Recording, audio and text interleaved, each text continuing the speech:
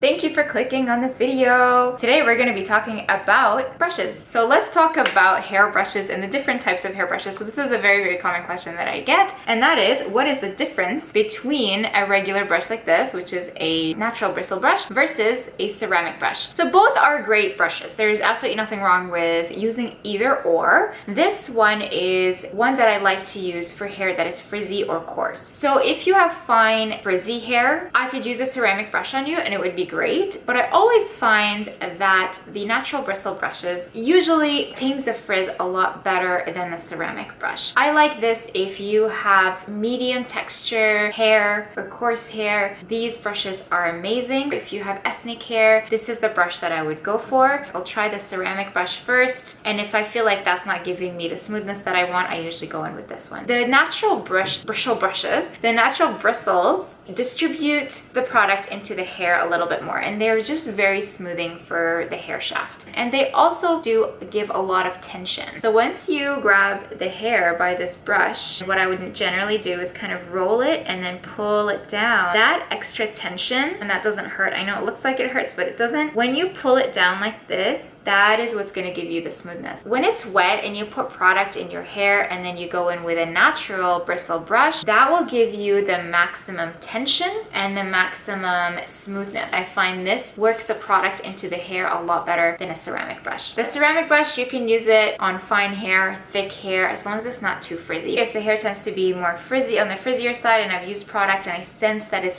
still going to be a little bit frizzy or coarse, I will go with the natural bristle brush. The ceramic brush is great for people who don't have that issue. What the ceramic brush does is it cuts down drying time because the air is circulating through the ceramic brush, and so you will see a difference if you use both brushes. When you go through with a natural bristle brush, it's not going to dry as fast, but it's going to give you really great smoothness and a really great tension. Whereas with a ceramic brush, it will dry faster, but it might not smooth the hair as much. That's not to say that it doesn't smooth hair. It absolutely does. It just really depends on the hair type. See, I can like run through my hair really smoothly with a ceramic brush without any tension because it doesn't have any of those like strong bristles. So if I take my hair and I wrap it around, I give it a little bit of tension. There is tension, but not as strong as we saw with the natural bristle brush. And another thing about these brushes is that they act sort of like a flat iron. It smooths the hair on one side. So with a flat iron, you would generally have two sides to the flat iron, but this is just one side, and that is really nice for smoothing. Which one should you use? It really depends on your hair type. I would ask your stylist because they know best. Okay, and as far as the sizes of the brushes go, so I have this massive one from Avanti. A lot of hairstylists use this. I have this kind of like medium sized brush and a really tiny brush. So the larger the brush, the straighter the hair, and it's usually the one that we will use the most for long hair. If you have really long, thick hair, this is definitely a great size for you. They come in actually even bigger sizes. I have a tiny one from Moroccan Oil. This is great for people with short hair and or people with curly hair. So with short hair, sometimes we have little short hair in the back of the neck, at the nape of the neck. This is wonderful for those little tiny hairs that tend to curl up or get frizzy that we can't get with the bigger brush. So if I go in with like say this big massive brush